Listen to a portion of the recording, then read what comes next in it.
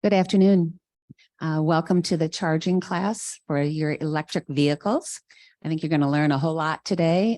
We've been experimenting with them for 15 months since we've owned our cars. So Dave's going to share all the experiences we've had. I think you'll find it very informative. I'm Sue Couch. I'm a member of the Science, Medical, and Technology Committee, and I'm really excited to bring this class to you. It's part 2 of the series that we're doing on EVs. Last week, we talked about EV vehicles with Gary Morris. Today, we're doing charging.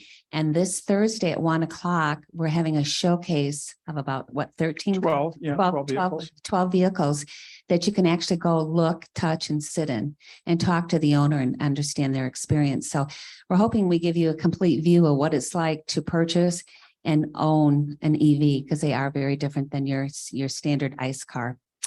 Anyway, a little bit about Dave. He is a HAS member and he's my husband. And poor girl. Yeah.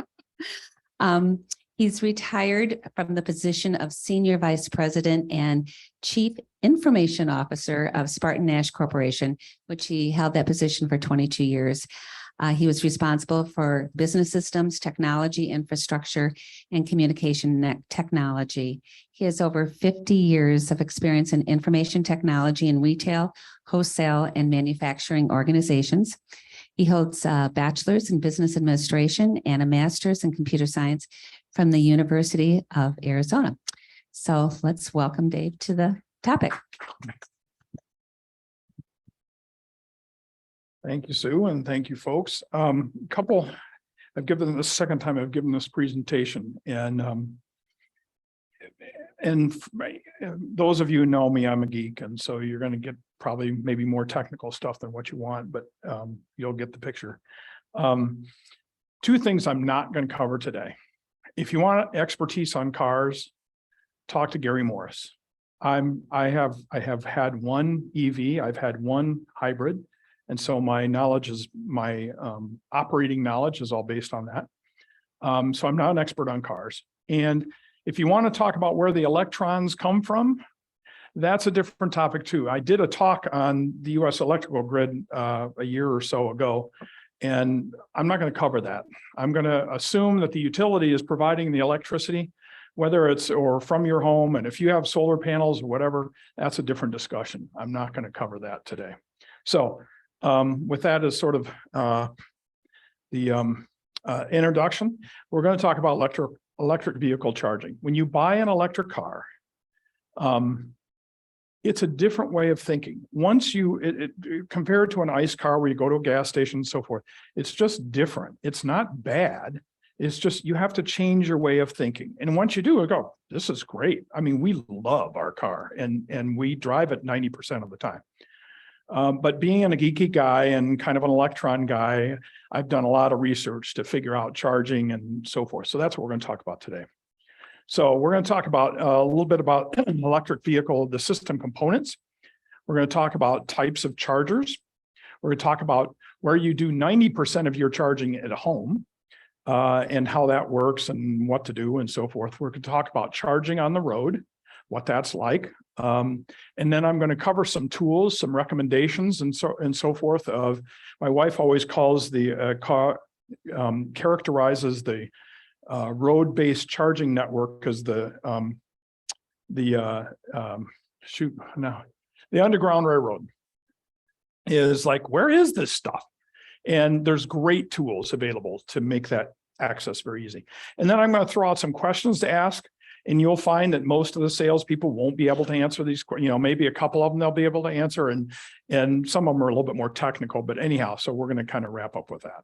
So let's talk about components. So an electric vehicle has some fundamental components. It has a battery system, and there's lots of topics about the battery system. I'm going to kind of give you an overview of it. Then it has traction motors, and if you have one or two, if you have two, you have an all-wheel drive vehicle. So we're going to talk a little bit about that. There's control systems. There's AC/DC converters. They're both in the car for certain types of charging, and then external to the car for more powerful charging. And then we'll talk a little bit about accessories. So if you look at a car, And kind of pull the cover back. If you look at the axle, you'll see a motor. This is a vehicle that is a dual motor vehicle. So you see the motor at the center of the axle in both the front and the back. There's batteries, and in the EV system, the batteries are typically you're sitting on the batteries. They sit in the main part of the chassis under the cabin. There's AC to DC converters. We'll talk a little bit about that. There's various control systems and so forth. And then there's a charging port somewhere on the car. And I would tell you that they're in various places in the car. They're in the center of the back. They're in the center in the front. They're on the side by the driver or the passenger, or they're in the back corner. Every car, there's no standard. As much as there's different connectors, there's different locations on the cars for connectors. And some of them have them on both sides as a convenience. So range anxiety. And so my wife is actually the queen of range anxiety. That's been, in thinking about when we were going to get a car, she had to be comfortable. And I get it. It's a real thing. And so I found this survey that I thought was kind of interesting that looks at range anxiety and where people are in the various parts of the country. And so if you look at the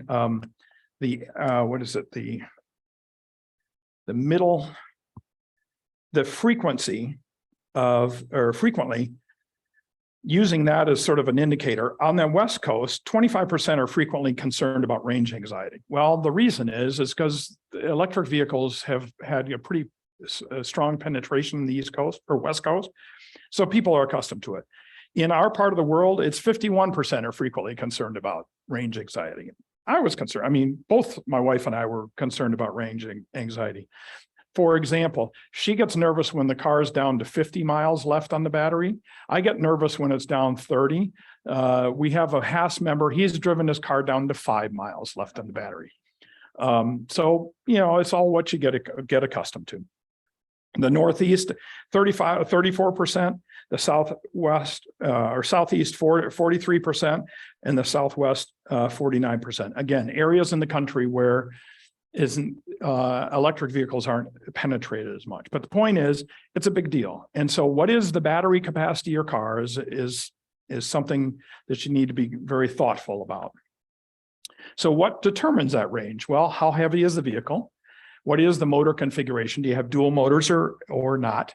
And then there's something called regeneration. And regeneration is a thing where in the car, the motors, at one moment, they're motors powering the car. If you are slowing down, if you take your foot off the accelerator, the motors automatically convert to generators to generate electricity to put back into the battery. And so what you find, the biggest difference in driving an electric car is when you push down on the accelerator, wherever the accelerator is how fast your car is going to go. It doesn't coast. As you back off the battery, the car immediately slows down. And so that's the only real difference in driving. And so what you learn is you don't use the brakes. I would tell you that in 95% of the time, slowing down to a full stop, we don't use the brakes. So the brake usage in our car is maybe 5% of what it used to be. And one of the things when you talk about the cost of these cars, yeah, the initial cost is high, but the life cycle cost of the car is so much less than an ICE car because there's no oil changes, there's no maintenance.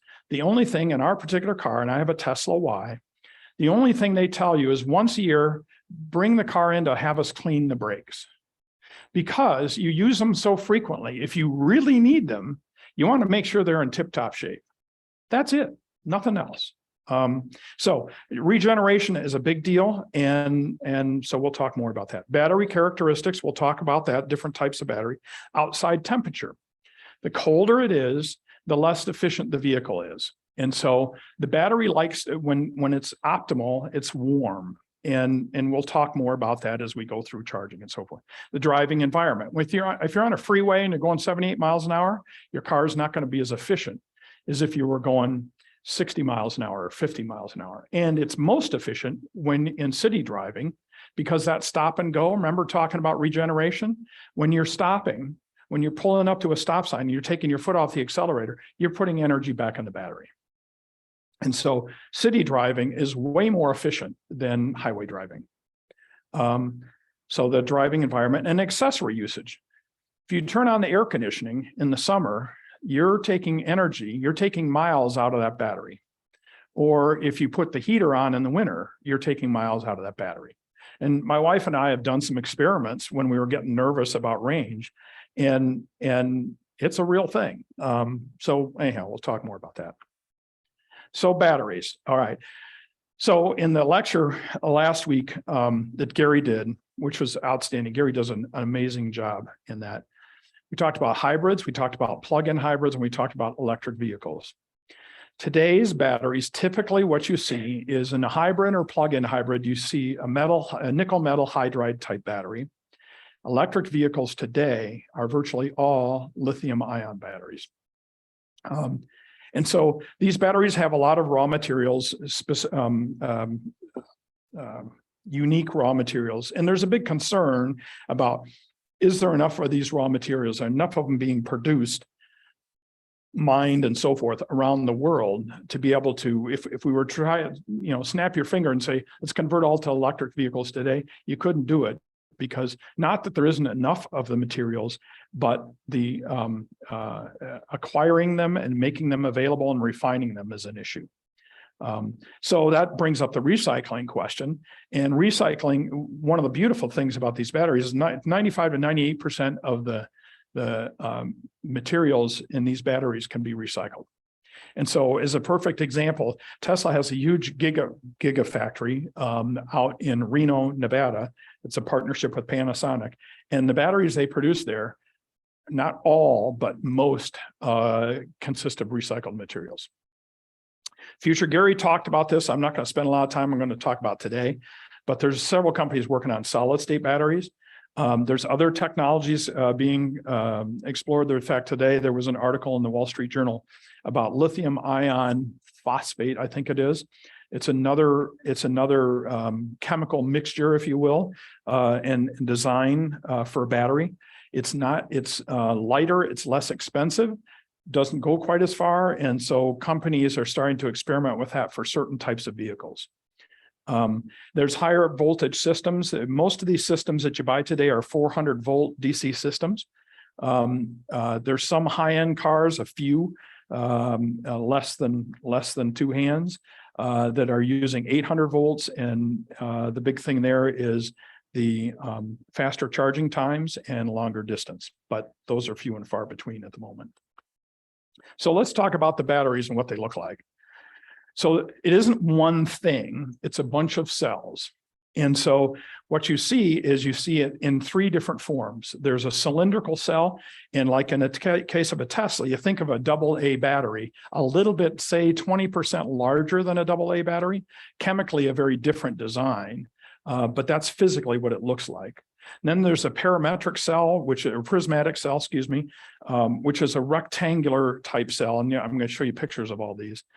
And then finally, there's a pouch cell. And it just so happens I have a friend who has a battery reclamation business in Holland. And so I went and we took some pictures of the different types. Now, these pictures are all of hybrid battery systems, like a Prius, a Camry, and so forth. And so the cylindrical, these are large cylindrical cells. You can see he's holding on the left-hand side, holding a cell, and then you can see that that particular configuration of those two packages of cylindrical cells, and it's a sandwich. They when it's in the car, it's the top and the bottom are folded together to make one unit. The prismatic cell, you can see the middle one there. It consists of 6 different cells in one physical device. And then you can see 2 frames of those cells. And then finally a pouch on the far right. And you see the pouch there, and down below you'll see, if you look to the left of the lower right-hand picture, you can see where they slide those pouches onto a frame. And so those today are the three different types of packaging that you see for batteries. Again, these are all hybrid. And so, for example, if you think of a Prius, so, and I may have mixed things. I wasn't specific in this particular case, but you can see on the left, the upper left is a set of prismatic cells.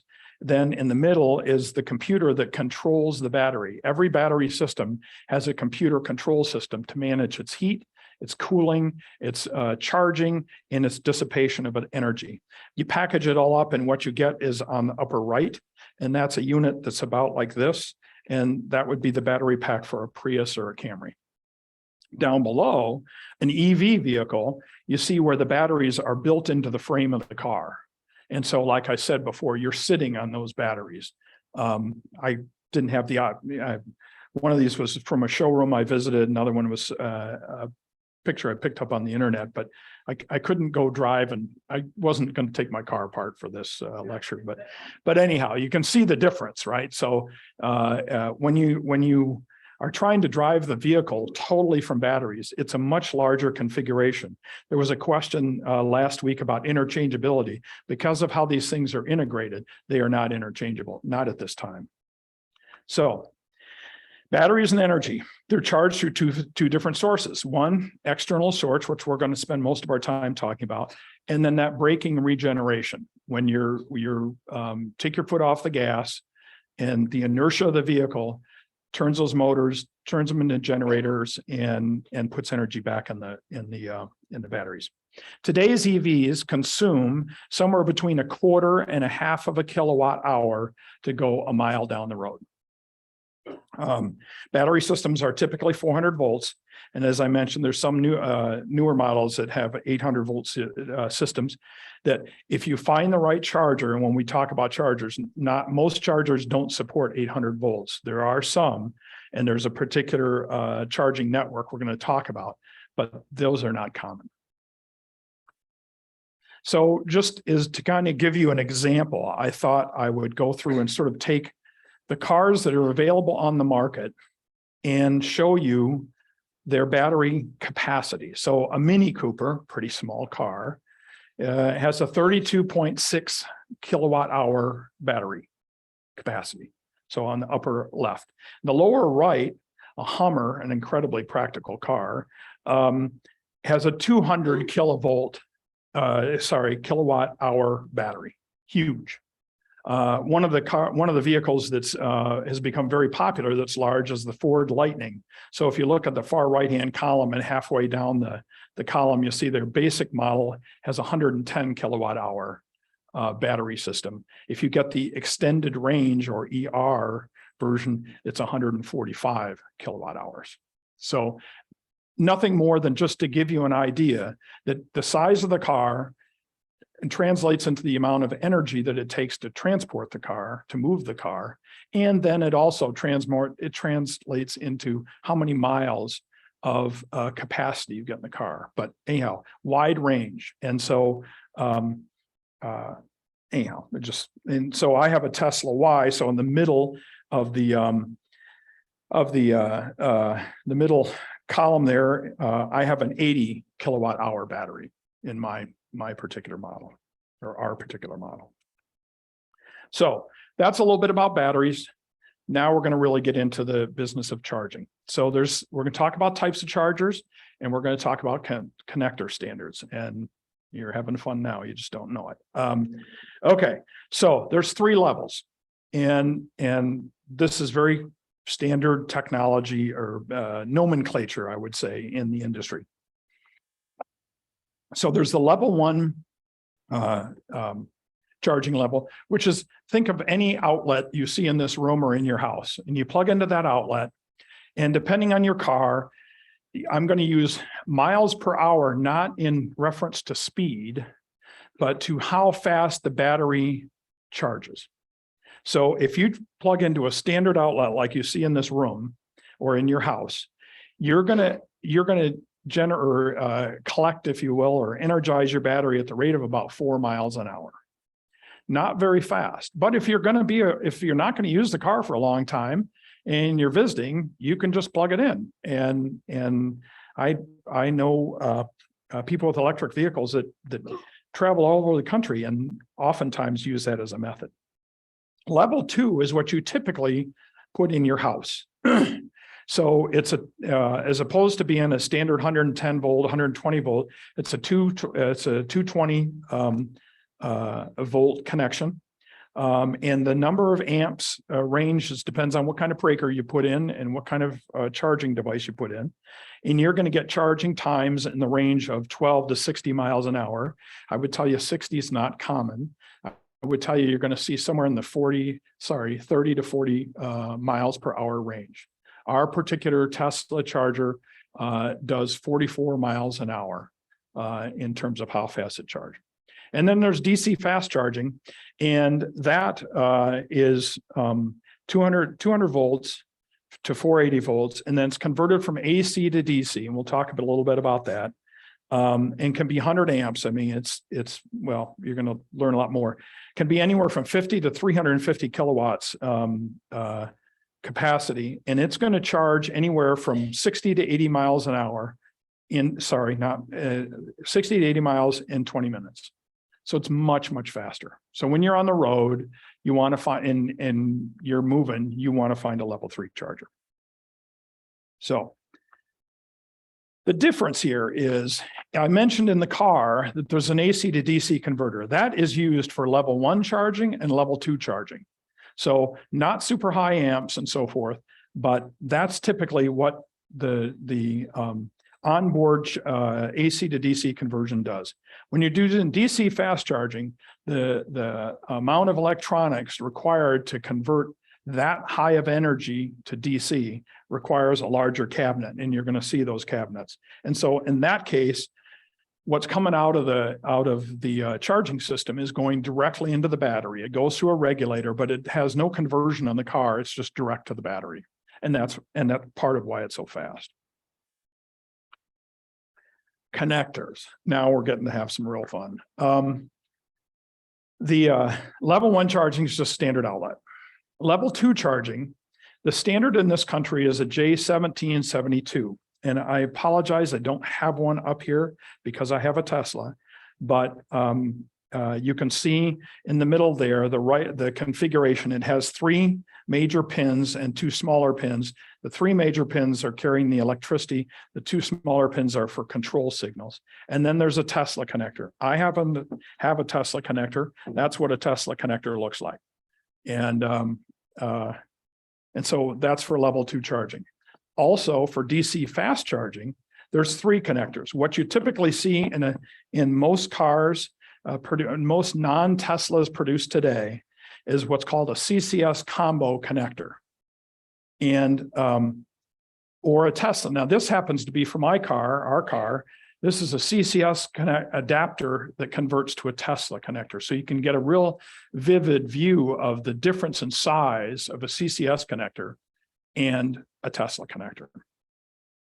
So this is an adapter so that I can go show my wife and I, when we're out on the road, we aren't limited to just Tesla charging stations. We can go to any charging station because all the other cars that you'll buy all have typically a CCS connector.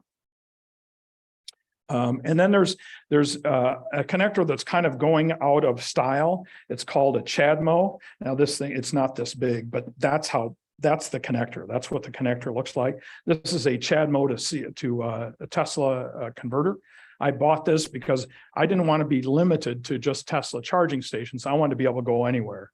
So we bought this quite a while ago, and then this has just come out, which is much more reasonable. Now, just in the last few days, Tesla has released their design specifications, blueprints, documentation on the Tesla supercharger connector.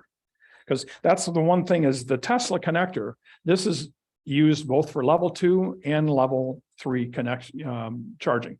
So it's a universal connector. And so they're hoping, I don't know if this will really happen, but on the bottom of the slide, you'll see the Tesla connector is proposed as their words, not anybody else's, the North American charging standard. Whether Ford or Chevy or BMW is going to adopt that connector or not, don't know.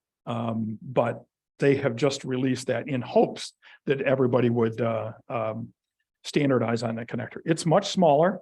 It works well, but we'll see where that goes. And by the way, if you have questions, feel free to ask. Yes, Wally.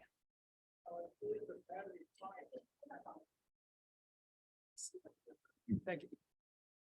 If in case of a fire, a battery fire, should you Yes. have a non-water fighting Fire extinguisher? Fire extinguisher. That's an interesting point. The fires, they get a lot of publicity, but they're very, very rare.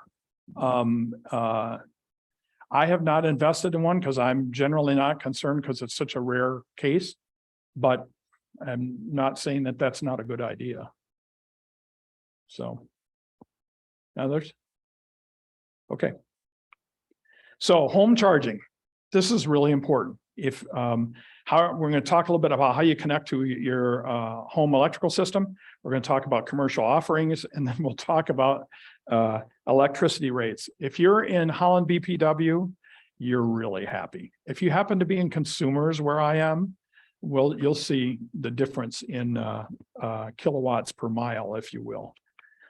So putting in a home charger, if you want to do it right, you want to put in a 220 circuit out to your garage from your electrical panel.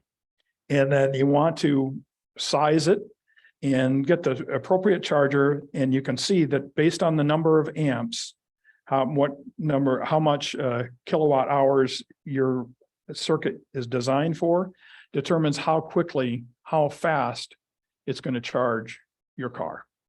Now, things vary with different brands and so forth, but as in general, these numbers are correct. And so we have a 220 60 amp circuit to the Tesla charger, and there's lots of different chargers. I throw some different ones up. Ours is Tesla, the one that's in the middle. And like I said, we get about 44 miles an hour charging on our home charger. But there's all kinds of level 2 wall chargers available.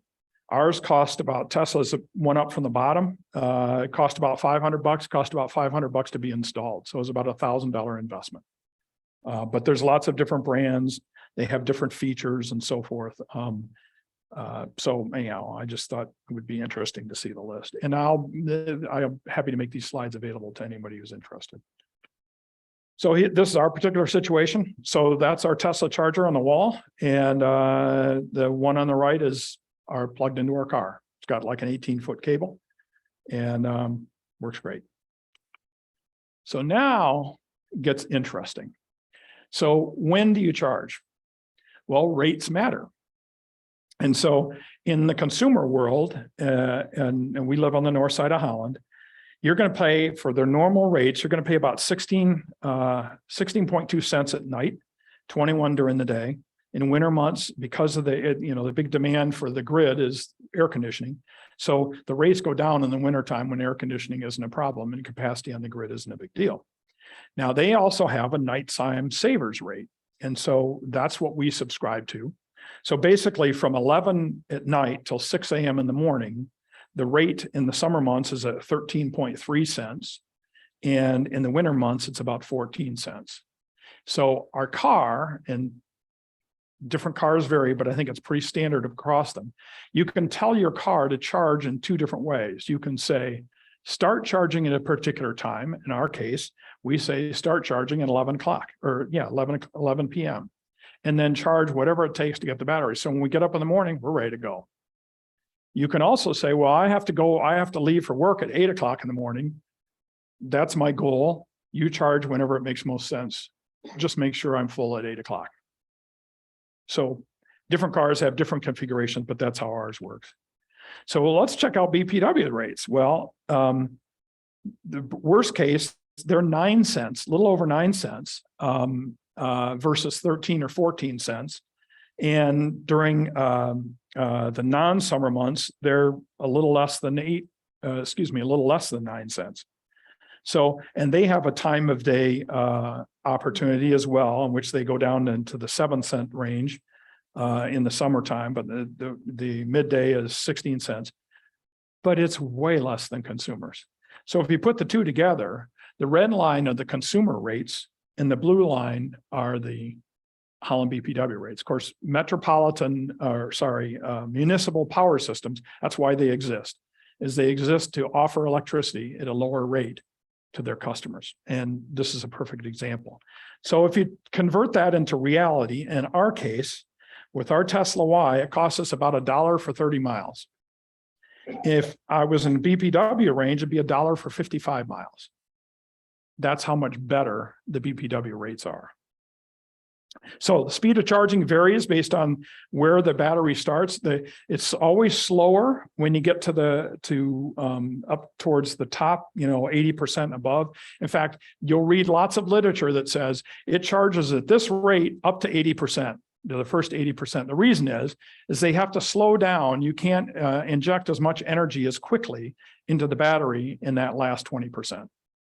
So wherever your charging starts is going to impact how fast the actual charging rate. In other words, it's not a linear relationship. Temperature of the battery matters. And we're going to talk about that, about what's called preconditioning. Some cars support this and some cars don't.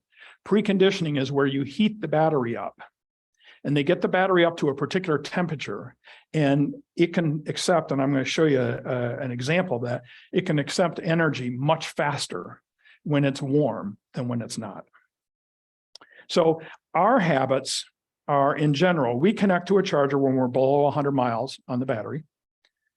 We normally set it to 80%. In other words, charge to 80%. And the reason is that, I think it's 85%. Those last, when you charge it to 100%, it's a little harder on the battery. So to increase your life and for normal driving around town, our car has a capacity of about 330 miles. And so we're normally charging it to about 270, 280. Because it just extends the battery life. If we're going to take a trip, we're going down to Chicago to see our daughter and grandkids, we'll crank it up to 100% the night before. So we got the maximum. But in any case, no matter how you set it, you've got a fully charged. You don't have to worry about going to the gas station. You pull out of the car, out of the house in the morning, you're ready to go. Okay, let's talk about charging on the road. Charging on the road, level 2 chargers exist on the road, quite a lot of them. They're what you call destination chargers because they tend to take longer. And then there's DC fast charging. There are charging networks. We'll talk about that. And I'll give you some recommendations on ones that I think are good. We'll talk a little bit about charger availability and how you can figure that out. And then emergency charging. And emergency charging is, well, I'll tell you a story. We'll get there. So level 2 chargers on the road, it's basically the same type of charger that you have at home, right? It's there again, they call them destination chargers because they take long. So you typically find them in hotels. Municipalities may have, we have a number of them in Holland. In fact, I'll bring up, when I talk about the tools, I'll bring up some maps. Campgrounds have them, marinas have them, businesses may install them for their employees. But those are level 2 chargers. Some are offered for free. The hotel will say it's part of our hospitality, you're paying for it as part of the hotel. And that's pretty typical in the case of hotels. Others charge. And the speed of charging varies widely. And I'll tell you a couple of stories. Anyhow, so you're going to see anywhere from 16 to 40 miles an hour of how quickly it's going to charge. We've had about 11 sessions on the road in the level 2. Our minimum was about 20 miles an hour, actually down to about 16. The max was about 40, and our average was about 30. And so it all depends on how they're wired. So I'll give you a little story. We went up to Petoskey. We like to go up there every year and go up, Mackinac City and drive around up north. And so this year I wanted to figure out, so what's available out there? How, are we going to be impeded? What's good and what's bad? And it's no problem at all. But Petoskey had a downtown parking lot. And there's a couple restaurants we really like in Petoskey. So in this municipal parking lot, you paid to park there but there was no premium for the fact that they had a charger there. So there were 2 parking spots plugged in. And I was seeing about, I don't know, 32 miles an hour. And so we're at the dinner table or, at the restaurant or whatever, and it got the Tesla app, and most of these cars all come with apps and stuff. I don't know all the functionality of the different ones, but anyhow, I could see how it was charging. And so we're going about halfway through the meal. All of a sudden it went to 16 miles an hour. Why? And my wife, who's the smarter of the 2 of us, she goes, another car parked up and plugged into the other outlet. Okay, so what that tells you, I mean, it's not bad, but what it tells you is the city of Petoskey didn't spend enough money to wire appropriate circuits to the charger so that you wouldn't be impacted by such a thing. And I was talking, we were happened to talk to an individual who goes around and maintains these charging systems for people, and he said it's so common. And yet we went up north this time. We went to a restaurant in Bay Harbor. Bay Harbor is a really high-end hotel. Didn't stay there. It was very expensive, but there's a very nice restaurant on the water. They have 4 Tesla chargers there. Plugged in, is getting, I don't know, 36 miles an hour. Had dinner, came out, we were all charged up, ready to go. Didn't have to, and the hotel where we were staying didn't have chargers. So anyhow, you see all sorts of things, but those shared connections, they can catch you. And I'll talk later about tools and how you locate these things and so forth. So here's some examples, and so a number of these are from that trip. So actually the deadly Petoskey unit there is on the left, upper left. You can see, and there's somebody's Tesla there, and I think that's ours parked out in front because I wanted to go take a picture. And then, I couldn't pass this one up. The middle one, our daughter lives down around Chicago, and I passed this Porsche dealer, and they have their chargers. So I thought, if you want to spend that kind of money. And then the one on the upper right that's Bay Harbor. There's 4 Teslas in a row. Ours is the white one. Great, wonderful installation. That's Boeing City on the lower left. Charge point, the one in the second over from the left, that's one you'll see in this city a lot, and we're going to talk a little bit about that. That's one of the major charging networks. The next one over is at the campground, and they made the mistake. They very much regret that they didn't put the right amount of power in. I was talking to the lady who runs the campground there, and she goes, if we had to do it over again, we'd say, anyhow, she was pretty wound up. And then the one on the far right is at the Mackinac City Marina. And there's a Tesla charger and a J1772 on the other side. And they're both properly wired. You get over 30 miles a gallon or 30 miles an hour on those. So, that's an example of what level 2 chargers look like. Level 3 charging, often called DC fast charging or superchargers. They're typically part of a charger network. So Tesla has a network. There's Electrify America, their network. Electrify America is an interesting one. It was put by Volkswagen. So I don't know if you remember Dieselgate, that Volkswagen tried to say that they had this incredible diesel engine that didn't pollute. Well, and it turned out to be a lie. And so they settled with the US, and part of the deal was that they had to fund a charging network in the US, and it's called Electrify America. And I will tell you, those chargers are excellent, and we'll talk more about that. So they're typically part of a network. You'll see a lot of charge point here in this area, and again, we'll talk more about those. Their locations right now, they say there's not enough chargers. There's plenty of chargers. If you buy an electric vehicle now, once you figure out how to work, how to figure things out, it's not a problem at all. Now, when, as more of the population converts, that's going to, change. But for right now, that should not be your concern if you're going to buy an electric vehicle. So the state of Michigan, and so they're typically located by exits on freeways and different areas. So they're very convenient typically for traveling. The state of Michigan was pretty sophisticated, and I don't know how other states did it, but back in 2018, 2019, they partnered with Michigan State University, the various utilities, consumers, and DTE, the automotive manufacturers, and a couple of charging networks, and they did a study. They analyzed the traffic patterns in the state for both as normal inhabitants of the state and tourism. And so normal day-to-day travel and tourism at different times of year. And so based on that, they built a model of all the roads and all the areas. And what they did was they created a funding program that you could apply for money to build a charging network if you were in one of the strategic locations that they identified on this model they built of the state. And so, for example, I'm going to talk about one down in Saugatuck. There's a level 3 charging station that's, if you're familiar with the Ronin Black Art Gallery or Penny Royale, there's a charging, the folks at Ronin Black applied for the state grant money and they built that charging system. So there's level 2 chargers and level 3 chargers there. And the chargers in this town, that was done through another one. We'll talk a little bit more about that. So anyhow, they created this model, and that's what's really helped grow the charging network in the state. And then they've also the DEQ, or whatever they call it now, Eagle, I guess they are, the state parks.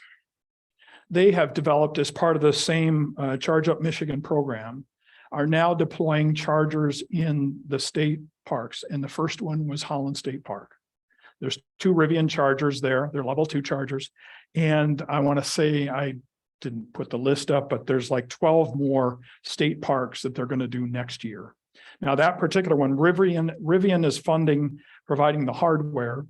ITC, who's go back to the grid, the transport organization that interconnects the distribution systems and so forth of the electrical grid in the state.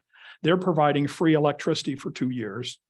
And then how that funding, I don't know if they'll start charging later or how that's going to work. But anyhow, that's the Michigan State Park program that's underway right now. Dave, Yes. just mention the location of those chargers in the state park and how inaccessible they are in the winter. Yeah. So if you're familiar with the state park, so there's the main parking area between, the channel and the concession building.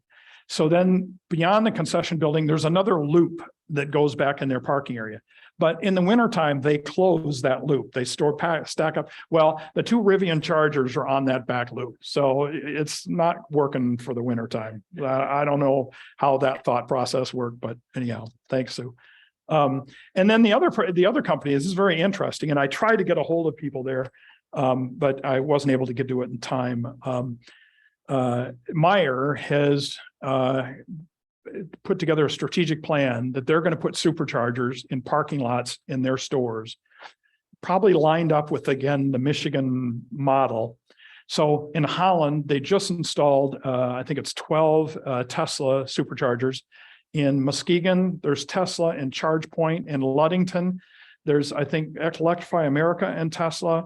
At Meyer, and there's a Tesla supercharger in Hudsonville, Meyer, on the south side of 96. And so a lot of Meyer locations now they're putting in superchargers there. So you go to the supercharger, you go into the store, do whatever, and come out and your car is ready to go. Pretty cool. All right, so okay. The energy provided on these level 3 chargers varies widely. It varies based on how much money whoever put it in wants to spend. It also depends on what's the electrical grid look like near there. And a perfect example, and most of you know I'm a pretty geeky guy, and so for the Ronin Black down in Saugatuck, they had to rewire from the substation up the road to be able to support that substation or that charging facility. And so new poles, new wires overhead.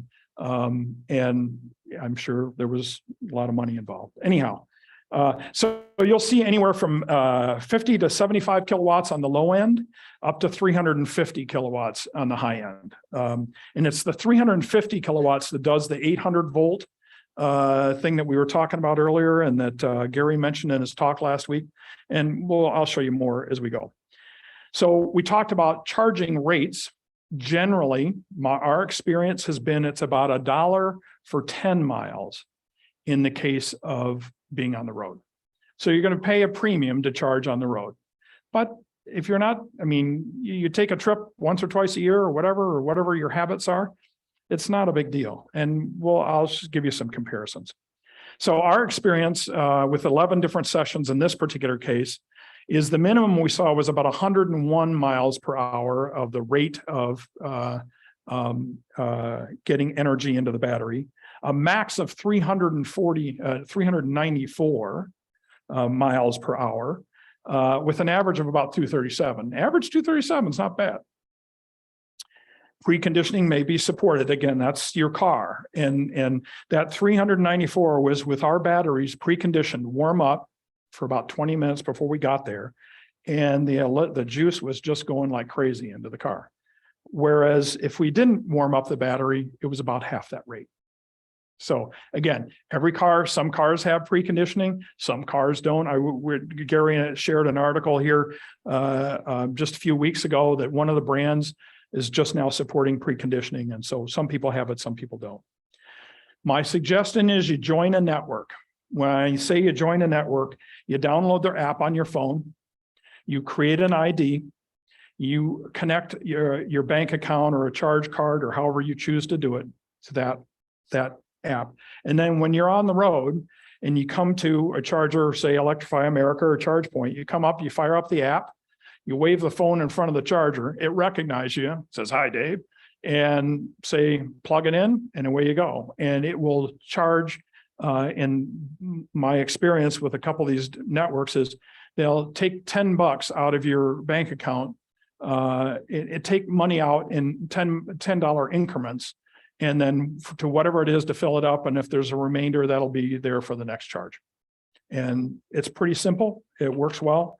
So joining a network, if you're going to use some of these different facilities, it's an easy way to go. I think we're members of Charge Point, Electrify America, and EVgo. Although there's not a lot of EVgo chargers around here. They're in the Chicago area.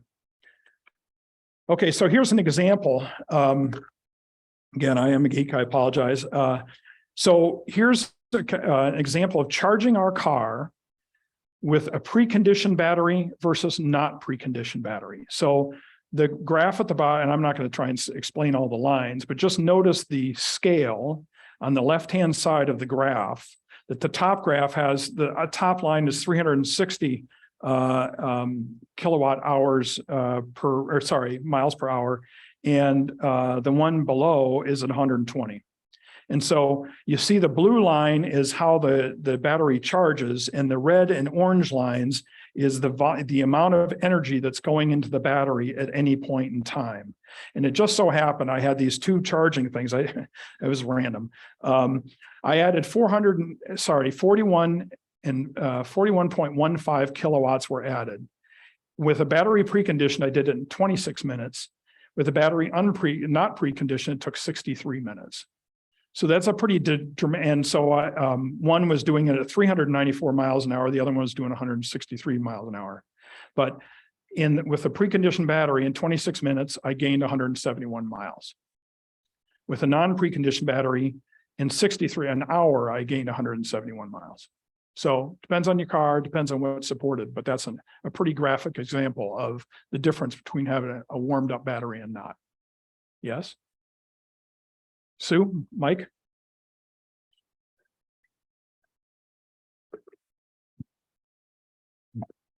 To show how uninformed I am about this, I had no idea you had to pay to charge. Oh. You have to pay to charge. Yeah, for DC fast charging, I've never seen one that you didn't pay. At home, it's your electrical rates, right? And then many hotels have them for free, but it varies. It varies, anyhow. So who sets that rate that you're charged?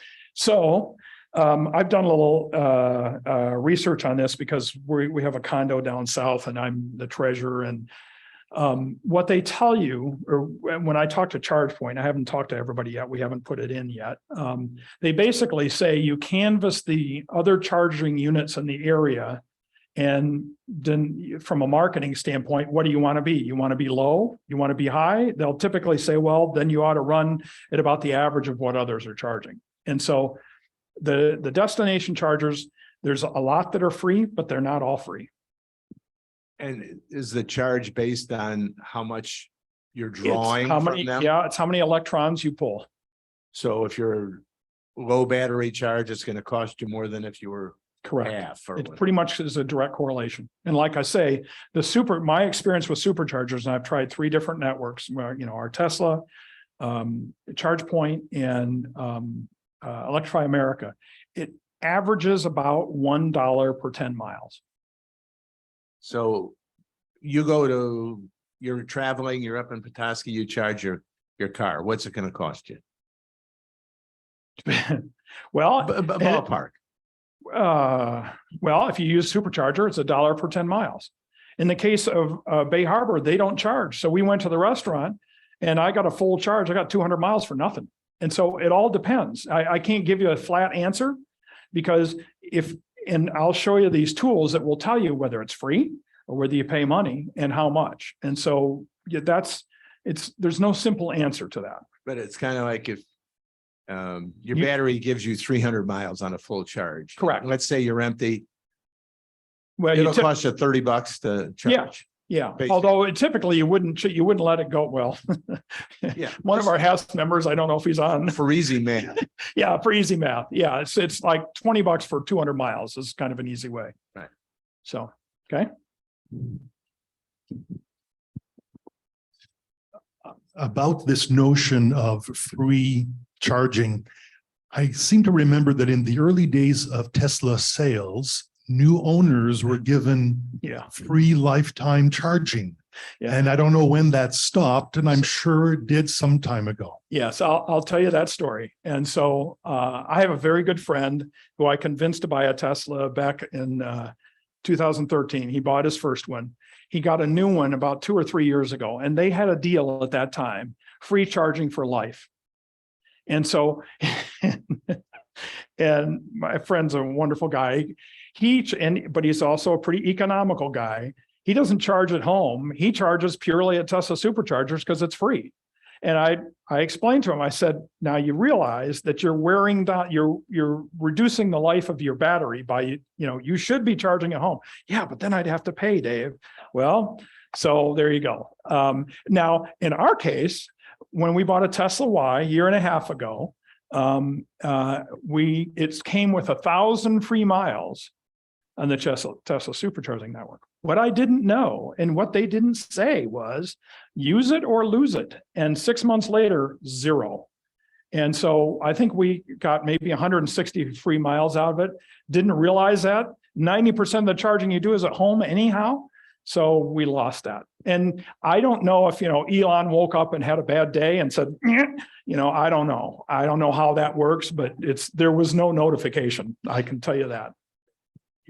Yeah, well, that's a whole nother story. Did somebody else have a question? Just informational. Volkswagen gives you 2 years of free charging. Oh, yes. And we have a friend who bought, is it a Kia ID6? And she got 1,000 free miles from Electrify America. Tesla's the only one that has an in-house charging network. And it's still $10 a dollar for 10 miles. Yes, sir. Yeah, you mentioned preconditioning the battery. How do you do that? So that's interesting too. Every model is different, and those that support it. In the case of Tesla, what you do is you go into the navigation system, and I'll show you some screenshots of the navigation system. You say, I want to go to that supercharger, and it says, oh, you are? Then it automatically starts the preconditioning. Now there's a key sequence to manually do it. I've only done the navigate to it, so I don't know. Every car is different. that supports it. So in the case of Tesla, if you know you're going there, so for example, if I go to a brand X, like a Electrify America charging, I load in I try to find a Tesla charging station somewhere nearby, but because of, we're going to a mall or whatever, I want to use Electrify America. And so I just plug it in. So it does the preheating but I actually go use somebody else. But again, every brand is different, what they it's typically not an option. It's either they support it or they don't. And I only have experience with one brand, so I don't know. But I know other people support it. I just don't know how many. Well, Repeat the question. Oh, yeah. Person asks, is that a battery heater? Yes. And but it's more complex than that. Wally brought up the fire issue. The batteries have to be kept cool and they have to be kept warm. They have to be in a certain temperature range. So if you're in Florida and it's 110 degrees or Nevada or something, they'll cool it down. If it's 10 degrees in Michigan, they have to warm it up. And so that's why I showed you in those pictures earlier. I showed you the cells, I showed you the computer system, and I showed you the module. The computer system does all that work. It determines whether it's too hot or too cold. And by doing all that balancing, that's why fires are extremely rare. Yes. A comment by Ned Good is that Electrify America's DC fast chargers are cost 44 cents per kilowatt hour on the Ohio Turnpike. So a lot more than the 14 cents from consumers. Okay. Well, yeah, the consumer rates I was talking about, that's all for charging at your home. That's not superchargers. Like I say, at home, well, I've got a chart coming up. We good to go? Okay. So here's some level 3 chargers. The Electrify Americas, they're on the left, is what their charge units look like. Charge Point, that's the one down at Penny Royale.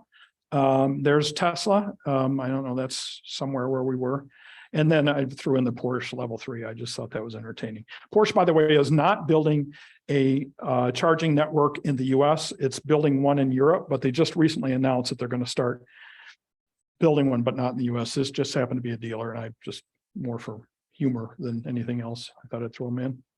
So here's our car at both a Tesla connection. I think I don't know, somewhere where we were. And then there's the Tesla with that adapter. If you look closely at the car on the right-hand side, that's a charge point station. I think that is at Penny Royale. And this charger, this connector fits on the end of a CCS connector and then plugs into the car. So that's why that connector looks a little bigger than what's normal. So You have to worry about someone stealing it. When it's charging. Oh, sorry. The question was, I ever worry about stealing it? Couple different things. In the case of a Tesla, when you walk away from the car, it automatically locks. The adapter is locked in. You probably have to take a sledgehammer or a crowbar to pull it out, which would not be a lot of fun. There's a lot of ready kilowatts in there I wouldn't want to mess with. So. Excuse me, are there adapters that go the other way so that you can use the Tesla superchargers for somebody else's car? There's some brand X ones out there, but not blessed by Tesla. I think the Tesla has been saying we're going to open it up to other brands. But I think what they're really doing is that earlier comment I made is they're trying to make their connector the standard. I don't think that's going to happen, but I haven't explored that, don't have the problem, so I don't know. I mean, I do believe there's brand X connectors out there. But one of the things is not only are the kilowatts moving back, electrons moving back and forth, but there's a whole communication process that goes on. And there's some standards about that. Of course, Tesla is different because they were first. But when we plug into the Tesla charger, it knows that's VIN number so-and-so. That's account number so-and-so. We don't do it. You just plug it in and you see the lights flashing as they do a handshake and go, oh, well, that's Dave and Sue Couch's car. And that's this account and that's that bank account. And when we're all done, we charge them $16 and we're not involved. We can go look on the app and see the history. There's different ways to go see it, but it's all automatic. Dave mentioned when you're done charging and if you're off to dinner. Oh, Can you okay. Talk about that part. So, and this is the discretion of every charging location. I think it's a little silly right now. I can see why it's an issue later. Is they'll give you 15 minutes to unplug and vacate the parking spot. After that, it's $1 for 5 minutes or something. They vary all over the map, but they don't want you to, oh, I'm at dinner and leave the car there. Well, no, you got to go move the car. And they all vary, typically not in level 2, but in some cases. But basically, if they're charging, they may have some sort of penalty so that you don't leave your car there for an extended period of time after you're done charging. And in most of these networks, you get a note, again, through the apps, you get a notification, you're done now, and it's time to go move the car. Yes, sir. You're running the line? Not yet. Not yet. The question was, have we run into lines? And the Tesla superchargers, because I haven't seen a configuration less than 8 units, and I've never seen maybe more than 4 people there. What's that going to be like 2 years from now, 3 years from now? I don't know, but it hasn't been an issue. But I'll show you in the apps that you can tell when you're looking for a charging station, it'll say how many are available. So it's all integrated. We'll see that in a later slide here. Okay, everybody good? All right, so DC level 3 chargers. So energy varies, capabilities vary. It depends on the utilities, how much utility can bring to that location. What's it going to cost them to bring in the electricity? It depends on the providers. I think I covered all this already. There's some providers that are now experimenting putting batteries at the charging location so that if there's a lot of cars, it doesn't strain the grid as much. And for multiple cars or a car, and so they collect the energy over time. You plug in, you drain that battery into yours, and to more level out the demand on the grid. So 70 kilowatts, typically 150 is common, 250 is common, 350 is not as common. I put in the slide 2 different Electrify America charging ports there, and you'll see on the left, there's 2 that are 150, and on the right, there's 2 that are 350.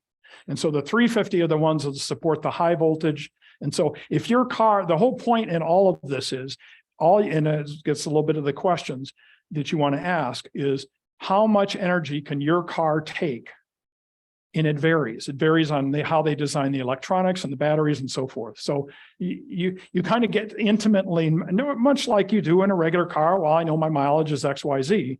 You got the same thing here. So here are the charging networks that are out there. ChargePoint is by far the largest. They have over 30,000. I think that's 30,000 around the world. There's about 14,000 level 2s, so much more level 2s, and you'll see a lot of the ones that you see in the Holland in front of the Marriott Hotel, up in the parking structure by the city, the Civic Center, the Hayworth Hotel. Those are all level 2 chargers. The only ChargePoint level 3 charger in this area is down in Saugatuck. Blink's not big. Electrify America is big, and they all these numbers, by the way, are probably 6 months old. I couldn't, finding out how many locations are on any given point, because they're all and building them like crazy. So just to give you a relative idea. So EVgo, they're a large provider, but they are not in Michigan yet. So there was a one called Green Lots, and some of the Shell and a couple of Texaco, a couple of them are starting to wake up and say, we need to get on this bandwagon and be able to support electricity at our convenience stores and so forth. JuiceNet is huge. I couldn't get specific name. Reddy is one out of Detroit, a small one, but you see them up north quite a bit. And Tesla has one of the largest networks. and they're mostly level 3. And so anyhow, that just kind of give, but to me, ChargePoint, Electrify America, EVgo, for non-Teslas, those are the 3 that I like, and use ChargePoint Electrified just because of, I think they've done a nice job, their implementations, and they're readily available. So everybody wants to know this answer. So the fleet average. So how's the cost compare? The fleet average of the US at the moment is about 25 miles per gallon, is the average of all the cars sold in the US. And at 200 miles of capacity, all these numbers are based on 200 miles, getting 200 miles into the tank, into the battery, whatever. So at $3 a gallon for an average car in the US, it's about $24 at $3 a gallon. At $4 a gallon, it's about 32. Now, I had a hybrid, a Gen 1 Toyota Camry I drove for 10 years. Now it's amazing. They're up to 51 miles a gallon. Mine was 34. And so I just, for fun, I used that. And so to get 200 miles at $3 a gallon was about 17, a little less than $18. And at $4 a gallon is a little less than 24. But my Tesla Y, to get 200 miles a gallon, if I was on BPW, which I'm not, it would be $3.48. And on consumers, where I am, it would be $6.40. A heck of a lot less money.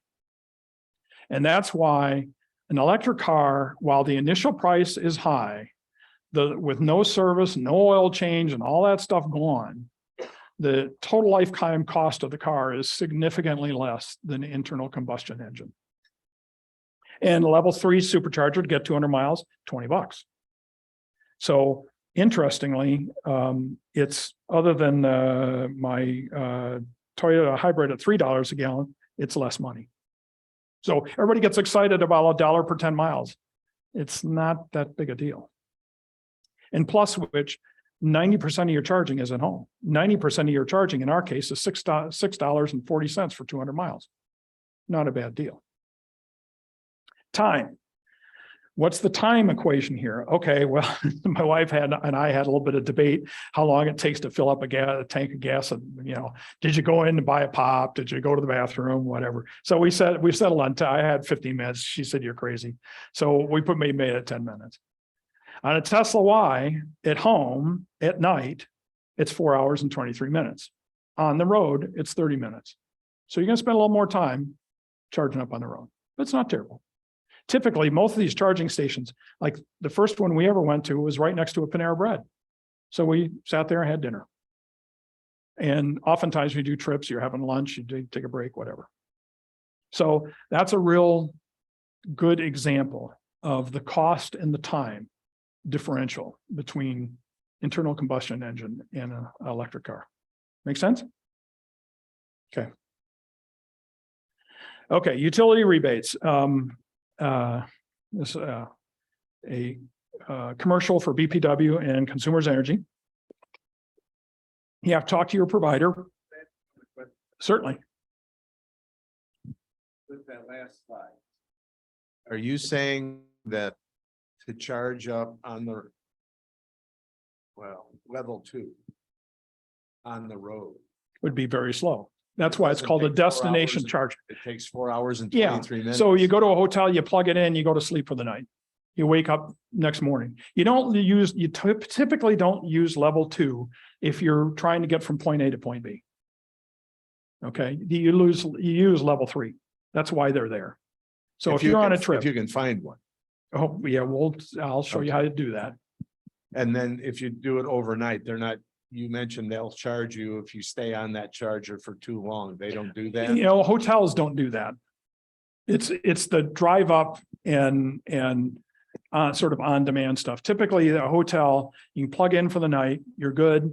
It takes as much time as it does and you're ready to go in the morning. Okay. All right. So BPW, they have a charger rebate of $350. If you have to upgrade your electrical panel because of capacity or whatever, they'll rebate you $100, or sorry, $1,000. Consumers Energy, they'll give you a $500 rebate, but they want your data. And so they want it to be Wi-Fi and they connect up and they're watching you. So they have certain requirements. They also have another scenario, a monthly incentive. So let's say you already installed a level 2 charger. They'll give you a 10-month, or you fill out their qualification stuff and they'll give you $10 off your bill for a year. So a couple different alternatives. So this this is funny and serious. So there's a company, SETEC, and there's others. I just picked a couple that make mobile charging. So, what happens if you're on the side of the road and the battery runs down? Well, first of all, that doesn't happen because you think about this stuff. Like I said, you have to change your way of thinking. But, in our house, we don't go below 50 miles an hour or 50 miles of capacity. So the picture on the lower right is AAA, and AAA did an experiment back in 2016. And we have friends that are AAA members, and they said, well, we decided it made more sense to send a tow truck and take you to the nearest charging station. It was more practical. However, there was just in the paper in the last couple of weeks an announcement that AAA now has this charging service in West Michigan. So I've never used it, don't plan on using it, but it's a question. All right, let's talk about tools. How do you find the chargers and how do you plan a trip? So finding chargers, typically your vehicle comes with tools to do this, but there's mobile apps, and we're going to talk about the mobile apps. And the features vary. It depends on the car type.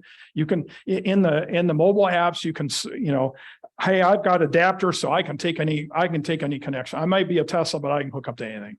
And so you tell the app that. And then as it's doing things and telling you things, it takes that into consideration. And so it gives you a lot of information. So these are a bunch of apps, and I'll tell you the first four are the ones that you care about. The first one, and to me, the one that I think is the best, is PlugShare. PlugShare is a simple app. You download it, you register and so forth to describe your car, and it will tell you where the chargers are. ChargeWay does okay, ChargeHub does okay, ChargePoint, I'm ChargePoint customer. ChargePoint, when you go into their app, they show you everybody. They don't just show you their chargers, they show you everybody's chargers and so forth. And then there's a bunch of other ones.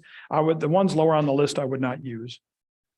So what I did, when I've given these talks, I've thought about trying to connect up my phone and show it, but because of the technical complexities here. Oh yeah, sorry.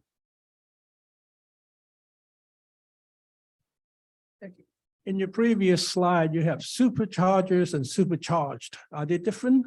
Yeah, it's two different apps. Two different apps, but the same company. It's a charge point. No, sorry. I just made some notes on the right-hand side. Everything on the left-hand side, those are all different apps. You can go out to the Apple Store, or the Google Play Store and type in that name and you'll find that app and you can download it. And virtually all of them are free. They might have some enhanced features if you give them, I don't know, $10 a year or something like that. I've never paid a dime for any of these things. So here's an example. I took a snapshot off my machine of, I normally use PlugShare on my phone, but I logged into their site and so forth. And so what you see on the right-hand side is where all the chargers are in our little geographic area. The green chargers are level 2 chargers. The orange chargers are level 3 chargers. Okay. On the left-hand side. And then on the right-hand side, I kind of zoomed into town. And part of my intention there was you can see, if you look at the main part of the city, you can see the one that's in front of the, if you look south of Lake Macatawa there, you can see the one that's over in the parking structure on 7th Street. You can see the one that's in front of the Marriott. You can see one that's in front of the Hayworth Hotel or whatever it's called these days. Yes? Oh, sure. Yeah, I didn't. The problem is the people that are on the, what did I do? Oh, jeez. Sorry, I'm new here. Yeah, really. Yeah, here we go. So, and I apologize for the folks that are online, but there's the ones on the some street parking structure. Here's the one in front of the Marriott Hotel. Here's the one in front of the Hayworth Hotel, City Hall. They're all green, so they're twos.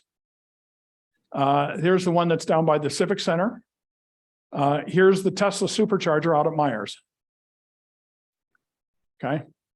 So that's one level, and you can keep zooming in and pinch and do all that stuff that you can do on an app. And so when you do that, you can zoom in and highlight a particular charger. So in this particular case, oh, sorry, I gotta quit using that button. How did I do that? Yeah, there we go. Okay. So here I highlighted down in Saugatuck, on the lakeshore here, you'll see the orange thing, the Roan and Black Gallery, and you can see what it tells you. It tells you where it is, the street address. It tells you the prices. The parking's free. It's open 24/7. And it says there's charge point. It tells you how much energy you're going to get off the DC fast charger. It tells you that there's level 2 chargers, and even shows you the plugs that are available at that location. What else do you need to know, right?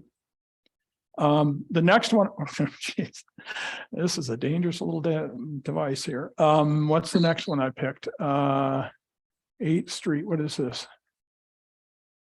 8th Street parking. Oh, this is the Marriott, yep. Thank you. So there's a street address, phone number for somebody maybe who can help you.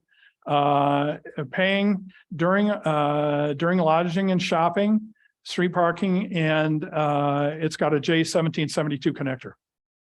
Notice the one in Roan and Black, they have the J1772, kind of the standard for charging in the US. Then the high energy one, the CCS one, and it has a CHAdeMO.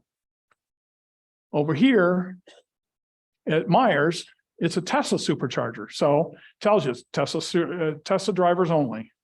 Tells you the Tesla connector and so forth, payment required and so forth. And these are crowdsourced apps. So depending on the amount of more information you provide, the more it has. They collect information from the providers, but you can if you go zoom out the Rivian connectors that you can't get to right now, it has a wrench. It says it's not finished yet. And I went through and said it's now available.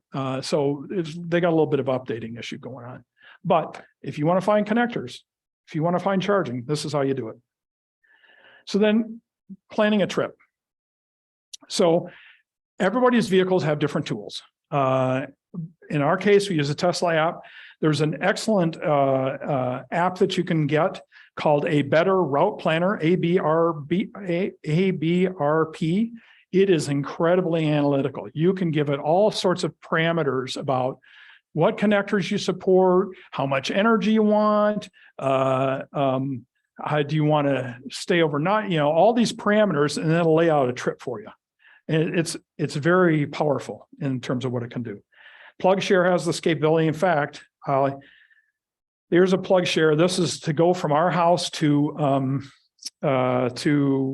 Sue's brother's house in Philadelphia. And so in this particular mode, all it's saying is, here's where all the chargers are. And so you can highlight a charger and so forth. Now, in our Tesla app, I said the same trip, and it says, okay, drive to Ann Arbor, charge, drive to Akron, Ohio, charge, go to someplace I can't figure out, Somerset, PA, and then Carlisle, and then you're there. And it tells you, go to Ann Arbor, charge for 50 minutes. Go to Macedonia, Ohio, 50 minutes. Somerset, 25 minutes. Carlisle, 20 minutes. So does all the work for you. And it's kind of interesting. If you do this with your battery low, you don't get to go as far. You got to charge it up and then have it do the route. And because it takes into consideration what's the state of the car at that particular point in time. It's very smart. That you can see in the upper left, Model Y long range, our address, Mark's address, and lays it all out. So wrapping up here, things to ask, things you might want to ask the salesperson and things that maybe the salesperson can answer. Very typically, what's the vehicle range? What's the battery capacity mile? Everybody knows that. That's a standard. What connector support? Everybody pretty much knows that. Typically in the US, it's going to be a CCS1. Does it support level 3 charging? Some of the smaller cars, I don't believe do, but most do.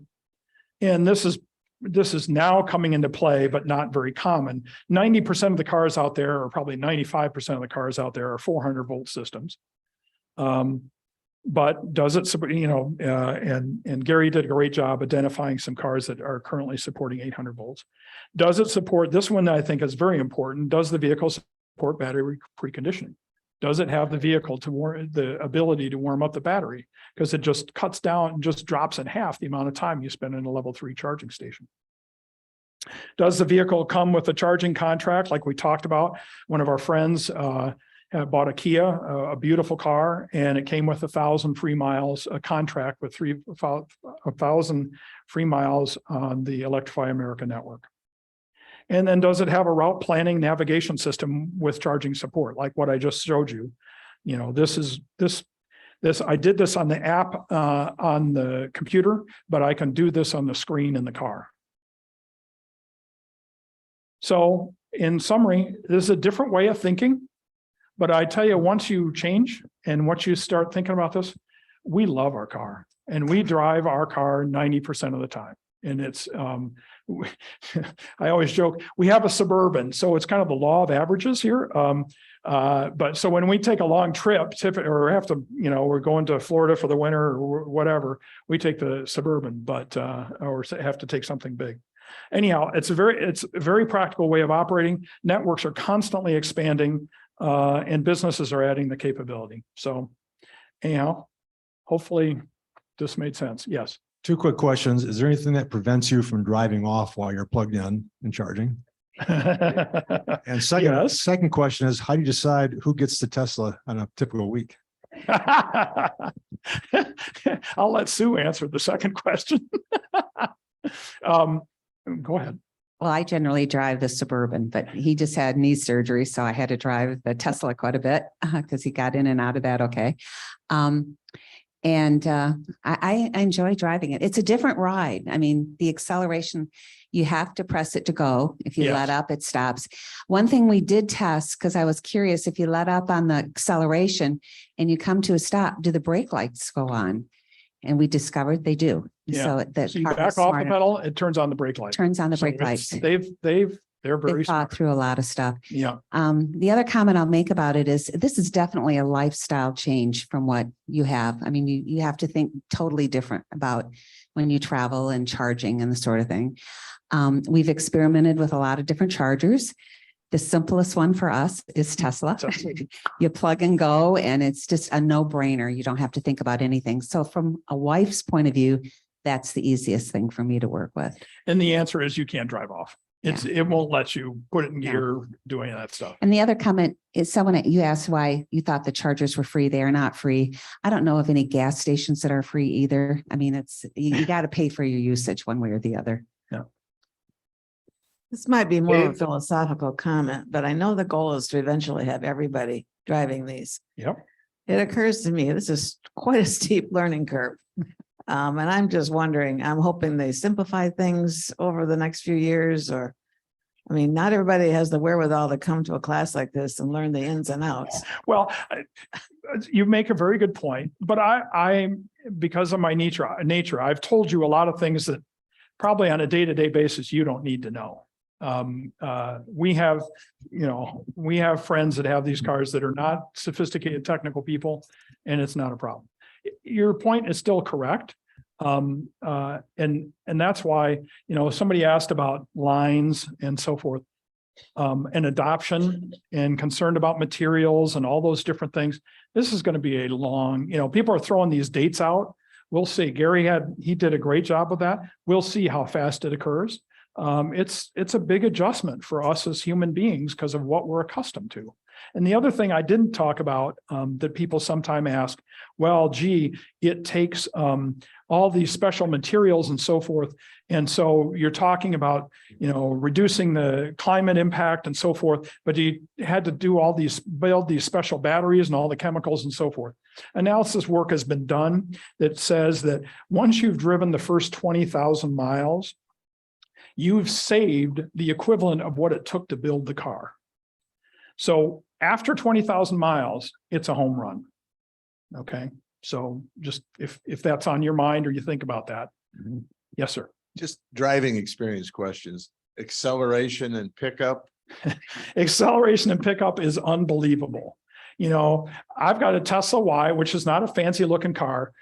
Give me a Porsche or a Corvette, I will blow them off every time. My acceleration is so, when you're on the freeway and you have to make a pass and something you would never think about doing before, you do it with ease in these cars because of the electric motor. The torque on electric motor is incredible. And so you can get to an incredible speed. And now neither of us are speed demons, but it's obvious that like I say, if I was the racing type, anybody who shows up, my buddy who has a Tesla S, who he is more of a jockey kind of thing, and every so often somebody will come up with an imperial, and challenge him, and he's looking at him his rear view mirror in seconds. So Does it have cruise control? absolutely, and it's adjustable cruise control. There's all sorts of automation and Elon and the boys, they've all gotten a lot of heat for auto driving and all that stuff. Quite frankly, we're pretty wimps. Well, I paid for all that stuff, but I haven't used it much. The auto parking, we finally started experimenting with that's pretty cool. You just pull up and say boom, and and it adjusts and it'll do a 2-point, 3-point, whatever it needs. It's very impressive. Now the automation capabilities are quite impressive. And you've seen videos of people driving down the freeway in California and the guy's asleep and all that. I mean, there's crazy stuff going on and you don't do that, right? I had a BMW before and it had some of that capability. You have your hand on the wheel, you're paying attention. So anyhow, it's got incredible capabilities. Okay, so my wife would not buy an Energy Star furnace even after I showed her the ROI. ROI is 2.5 years out. Yeah. She's economical, but not understands economics. Yes. So what point does this car pay itself off on an ROI compared to a I have gas? not done that math. Okay. I don't know the answer to that. Any wild guess? I mean, how much maintenance is it saving? How much? Susan, we've talked about doing Gas going is back and doing expensive. analysis on history of our other cars, because again, we keep all of our finance stuff and have all the history. I don't know the answers to that. Okay, thanks. I apologize. Well, the car that he sold to get the Tesla was a BMW that required Premium the gas. premium gas. So it was like 60 or 80 cents above your normal gas. Yeah. Going, it was pretty ugly. This was a huge savings for us. She obviously loved the BMW. I just want to say. Yeah. Thank you. Actually, it's a statement I want to make about my experience with Tesla. Yes. In 2013, I was in California and my brother arranged for me to go to the Tesla showroom. Mhm. And the mechanic in a white uniform took us out for a test drive, went from 0 to 40, which is the limit of the city driving. And he said, time me. It took less than 2 seconds. Yeah. From 0 to 40. It's amazing. That impressed me. So I put a down payment on Y. Of course, it was a lot of delays for 2 years. It was delayed. Yeah. So I end up giving up buying a Tesla, which is, I didn't regret not buying the Tesla, but I regret not buying the Tesla stock. Oh, yeah. Oh, yeah. Oh, yeah.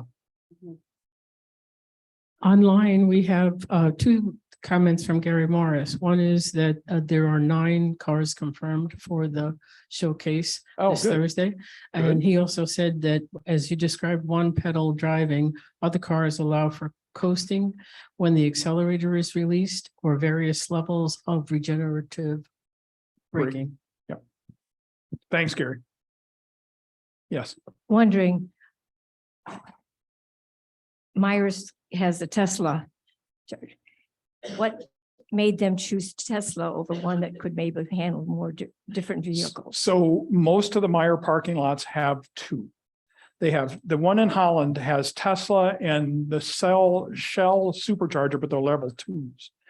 In Muskegon, they have ChargePoint and level 3 chargers, ChargePoint and Tesla.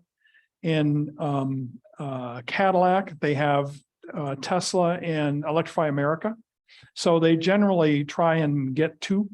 But I don't know. I tried to get a connection with Myers. Of course, I was with the competitor. So anyhow, I don't know if that played into it or not. But anyhow, I didn't get a connection. Dave, building on Marilyn's question, is there such a thing as a driving school for people that would be used to other cars? And unlike the youth who begin as the first drivers, is there a way of getting that? And it's a good question. My comment is it's not that different. Like I said, other than the accelerator and the fact that you don't coast, that when you back off, you just slow down, getting used to that, that's the only thing you really have to think about that's different. The rest of it, I mean, yeah, you have to think about charging and so forth, but the operation of the car, it goes forward and backward, just, reverse and park, and the wipers work the same and so forth. Probably the only thing that's interesting in the case of a Tesla is you have a screen. You don't have knobs. The tactile going down the road, and I can feel the knobs and kind of know where I'm at, and I don't have to look. You have to look at the screen. And so you have to learn to be discriminating in how much time you spend looking over at the screen. That's about the only complaint that I would have that's a little different, but operationally, it's not that much different. And Tesla does updates a lot to that screen.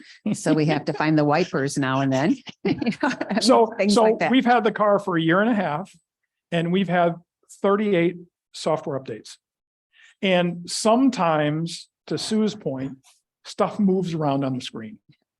They optimize things and figure out a better way. And so where did that go? And you figure it out. It's not hard, but it is a little bit of a moving target. Now, I don't know about the others. I suspect the others don't do it as much. So Gary told a great story, and I'll try and replicate it. If you went to his session, which is of course a wonderful session, talked about when General Motors, their research lab where they tear down other cars, when they got their first Tesla and they tore it down and they brought the CEO in, you won't believe it because it's so different. And that's part of the reason why the lower cost of operation, the number of moving parts. There's a great video out there. There's a bunch of Tesla, fanatics and so forth. There's a great video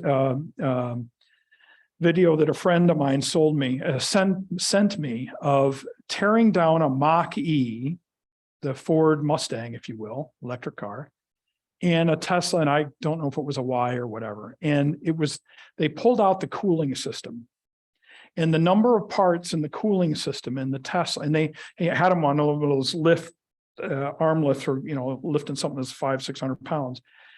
And the size of the Tesla cooling system and the size of the Mach-E cooling system. And then they had a big table where they had the number of parts. It was 3 times as complicated in the Mach-E versus the Tesla. And so from an engineering standpoint, they start from a clean slate. And all the traditional manufacturers, they have all the baggage of what they've done in the past. And I don't mean to make a Tesla commercial out of this, but they are very different. And so anyhow, it was an interesting video talking about the difference in the two. So other questions? Do we have any questions online coming up? Okay. Okay, well, sorry, we ran over a little bit, but hopefully you found this interesting. Thanks for your time. Thank you. If you want to see some of these cars this Thursday at 1 o'clock in the parking lot, just south of the, what's it, the big center? The DeVos Hall. Not DeVos. Fieldhouse. DeVos Fieldhouse, yes. And you can see what, nine vehicles he 9 has vehicles. secured there. Any chance we can get copies of your slides? Oh, sure. I'd like to. Okay. If that's possible. My son's gonna buy an electric, he's trying to get